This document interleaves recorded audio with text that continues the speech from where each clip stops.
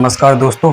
तो आइए शुरू करते हैं एक्सरसाइज 5A के जो बचे हुए क्वेश्चन हैं वो बोर्ड पे क्वेश्चन लिखा हुआ है। तो इसमें सबसे पहले समांतर श्रेणी देखने की समांतर श्रेणी है, उसके बाद में इसके अन्य तीन और पद निकालने हैं। तो सबसे पहले D1 निकालेंगे। D1 बराबर में दूसरे पद में से पहले वाला पद घटाना है, तो A2 माइनस A1। D1 बराबर में दूसरा पद दे रखा है 0.22 माइनस 0.2, इसको घटाना है। तो D1 बराबर इसके पीछे 0 मान लेते हैं तो आएगा 2 में से 2 जाएगा 0.0। D1 की वैल्यू आएगी 0.02। इसी प्रकार D2 निकाल लो। D2 बराबर तीसरे पद में से दूसरा वाला पद घटाना है, तो A3 माइनस A2। D2 बराबर A3 की वैल्यू दे रखी है 0.222 माइनस A2 की वैल्यू दे रखी है 0.22।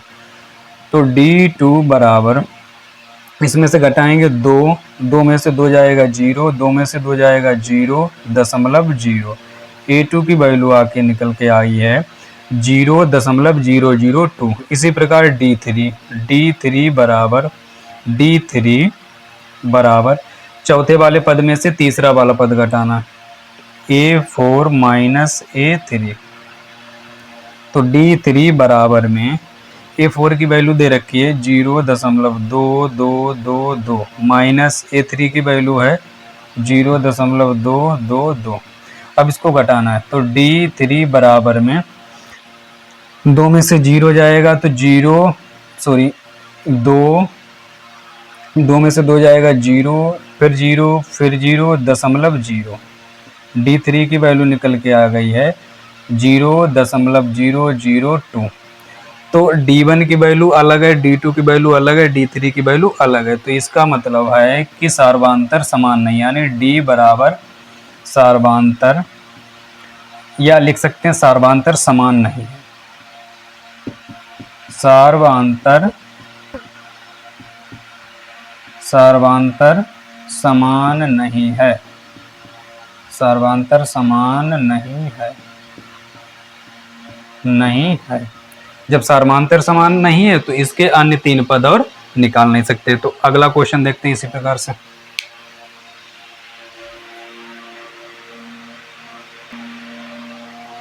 अगला क्वेश्चन दे रखा है 0, -4, -8, -12।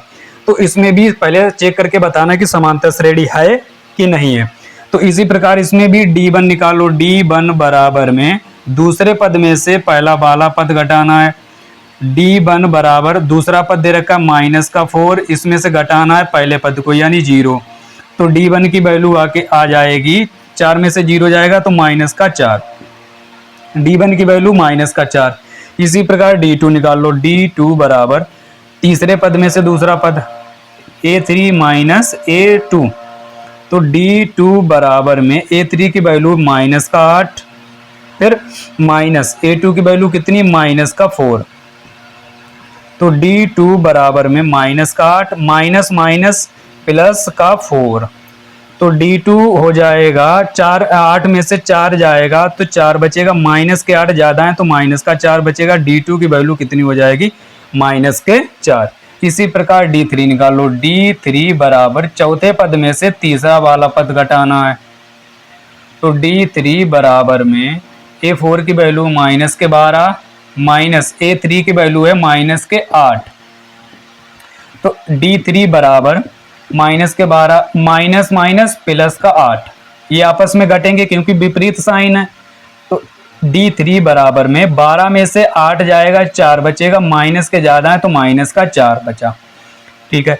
अब D1 की वैल्यू -4, D2 भी -4, D3 भी -4। तो ये इसका मतलब है कि सार्वधान्तर समान है। तो लिख सकते हैं सार्वधान्तर समान है। सार्वधान्तर समान है। सार्वधान्तर समान है।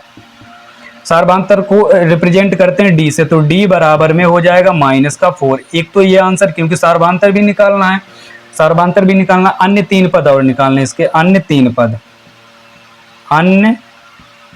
पद तीन पद। अब लास्ट पद देखो कौन सा दे रखा है, माइनस का 12 दे रखा है, तो अन्य तीन पद।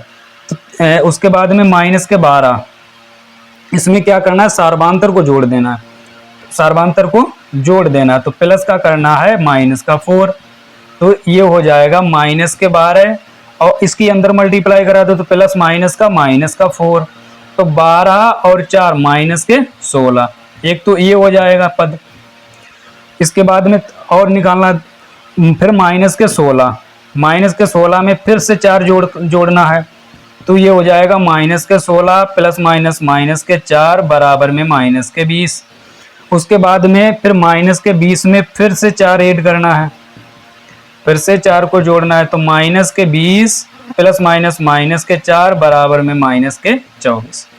तो श्रेणी के अन्य तीन पद ये हो जाएंगे, माइनस के 16, माइनस के 20 और माइनस के 24। इसी प्रकार अगला क्वेश्चन।